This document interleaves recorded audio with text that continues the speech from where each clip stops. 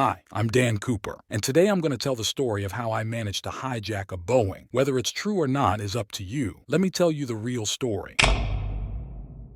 On Wednesday, November 24th, 1971, I arrived at Portland International Airport. Determined to go to Seattle-Tacoma, I purchased a ticket for a modest $20.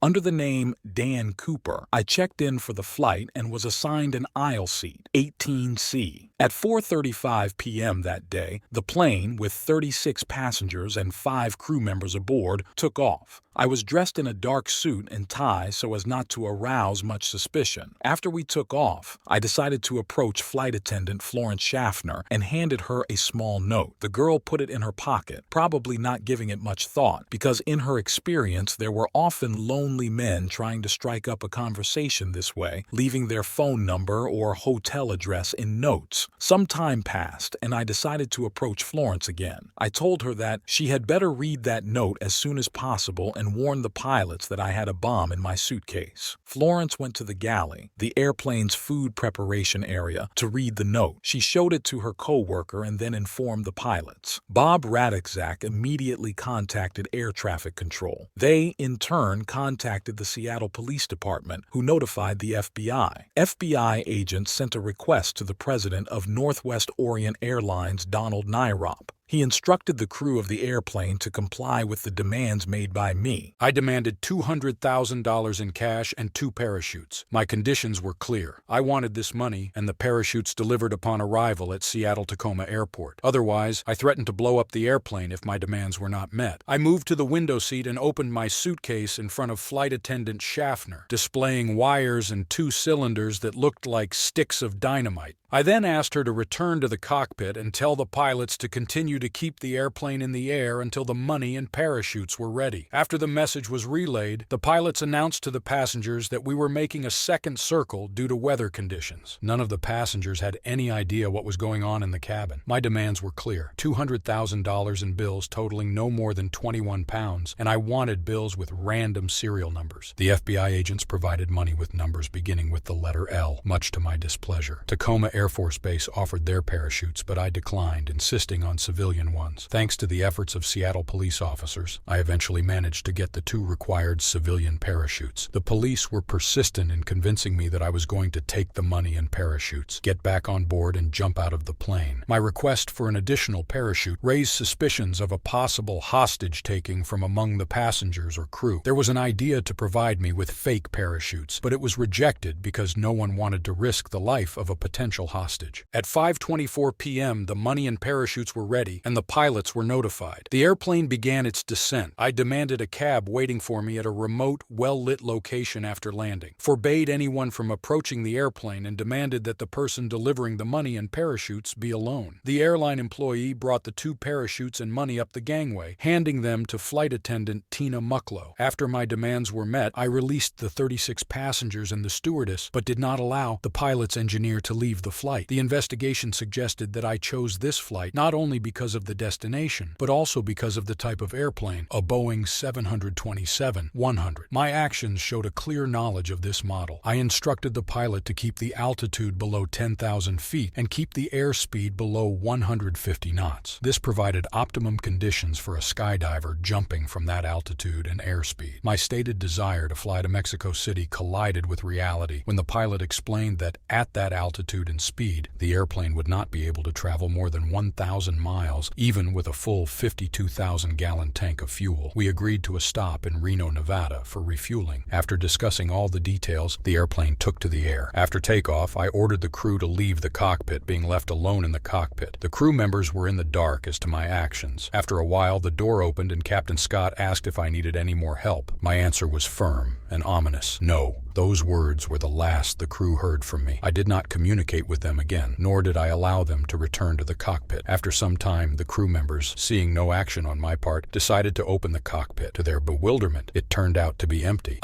The money, and my belongings were gone, and the only remaining item was the second parachute. At 10:15 p.m., the airplane successfully landed in Reno, Nevada. Where and how I disappeared remained a mystery. All subsequent investigations did not lead to a clear conclusion as to whether I had survived the dangerous jump. During the hijacking, police attempted to follow the airplane on the ground to observe events. Lockheed T-33 Air National Guard aircraft then became involved, but they were unable to catch up with the hijacked airplane. I managed to jump. In the weeks following the hijacking, an extensive search was conducted, but neither I nor my belongings were found. The police started a criminal records check under the name Dan Cooper, but it was clearly a fictitious name. An Oregon police officer with the name D.B. Cooper was initially suspected because of the match, but he was later ruled out as a suspect. An error in one of the articles led to the name D.B. Cooper becoming associated with the mysterious hijacker.